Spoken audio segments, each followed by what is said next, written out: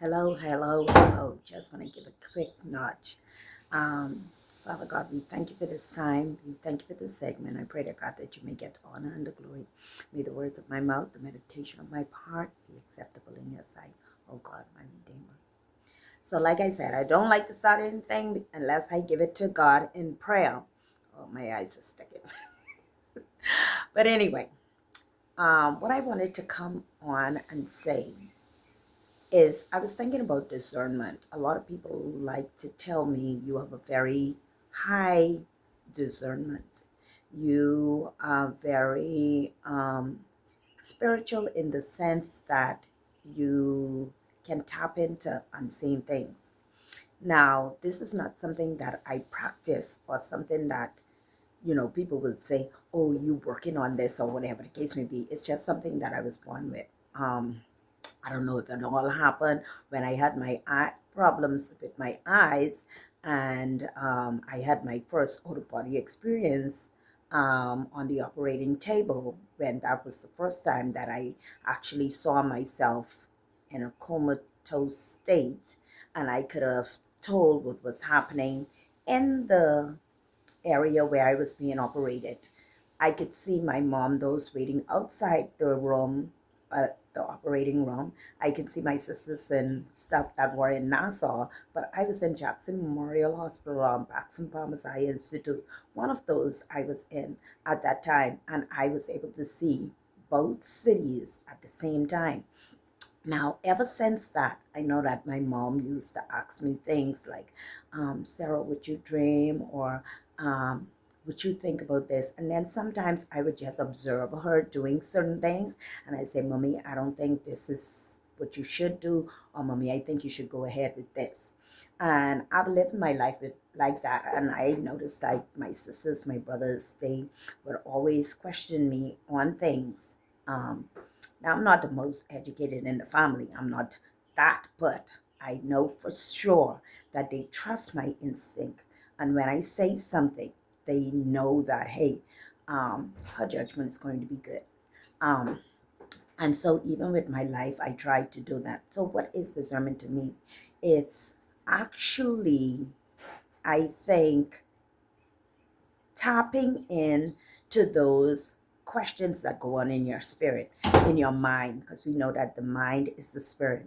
And so when you have something brought to you, let's just say you were trying to find a job and you go on an interview, and before you even enter the interviewer's chambers, into his office or her office or whatever, you're having that type of feeling like, I don't think I want to do this anymore. But then there's another thing that is pushing you and saying, still go, still go. You sit in there and you're still having this feeling, this ain't the one for me. But you still end up on that job. Later down, you find that, hey, that was not the job for you. And so that is what I'm talking about. Maybe it may be taking a trip. You keep on saying to yourself, what people call vacillating. You're, I want to go, I don't want to go. I want to go, I don't want to go. And sometimes we make the right decisions and we say to ourselves, I'm going to go. And it works out. Because that stronger feeling, I think, is normally God's voice. I don't know if you remember watching um, videos or maybe cartoons where they will have one side is the devil and one side is an angel, and both of them are telling the character what or what not to do.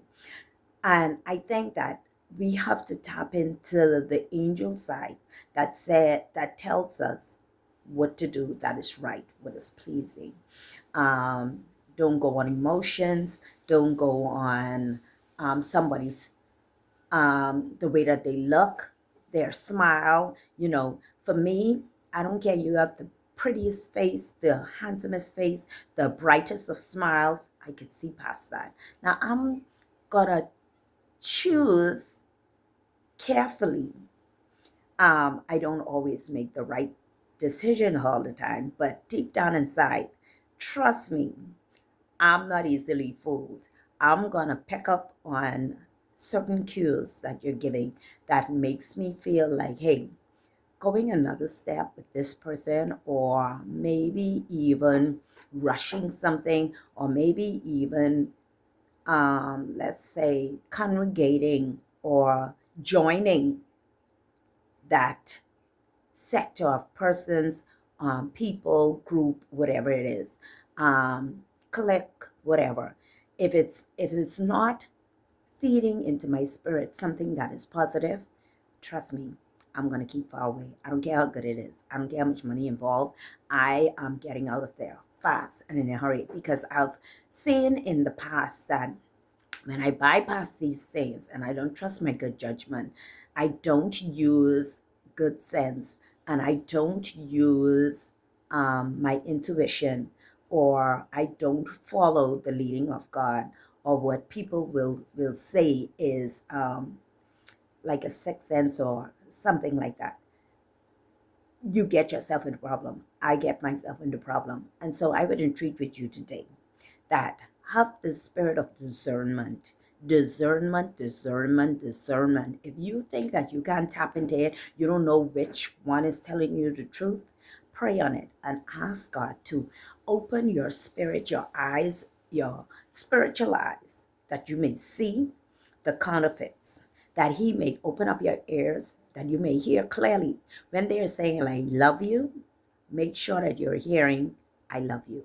Let the words I love you come in your ears and go to your mind and say, yes, this is real love, or no, this is camouflage love.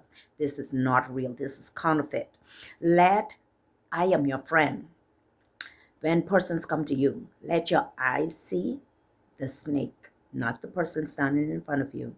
Let your ears hear exactly what they're saying. I come to kill, steal, and destroy. And not the I am your friend, I am your best friend, I'm going to be with you no matter what. Because guess what?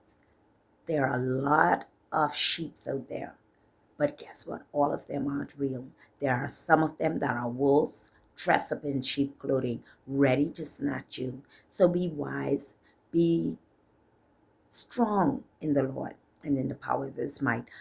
Let God's Spirit lead you. He gave us as women strong intuitions.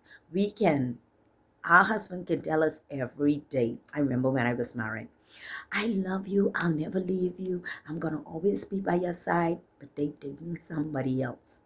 They literally have a baby or two with some other people out there. But you don't know them. But somehow, every time they do that, go to kiss you, you do this number. Every time they say, I love you, you do like this. For real? And they're like, what you talking about, hon? I love you. I'll never diss you. I'll never disrespect you. It's only you, blah, blah, blah. 3 months later, hey girl, I have a baby for your man. Women have intuition. You ever went to the school and you just pick up through the day and just went and say, I'll pick up my daughter or my son earlier. And when you reach there, they're telling you, oh, a fight just break out. And those children just went there. Or you see some kind of a catastrophe. You say, bam, let me hurry up, get my child out of this. I didn't even know this was happening, but something led me to say, don't go to the shop and get me a Wendy's or whatever. Go straight where you're going and don't turn back. Just go and get it. Well, that's your intuition. That is what God's perceive as the way He speaks to us.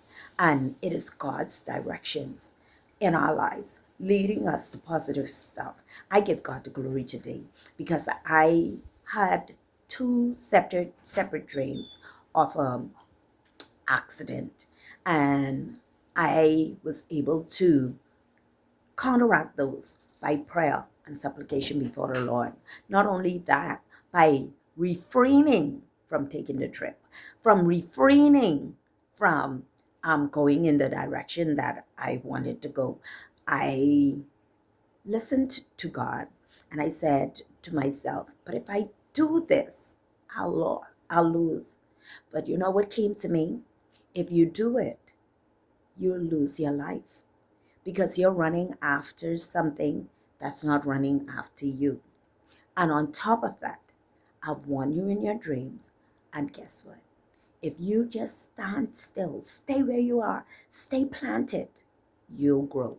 And so that is my word for you. Sometimes we just need to stop and let God do the work in our lives. Let Him do the fixing, the chasing, the whatever it is. Just let Him do it for His honor and for His glory. And I will entreat with you that you will not lose when you put God first.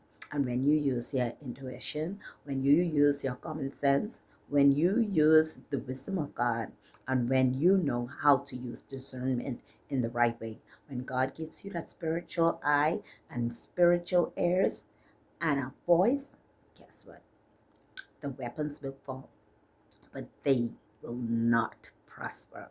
Believe you me, they will not prosper. So be blessed today and be encouraged, be enlightened, and know that you are wonderfully and beautifully made by God.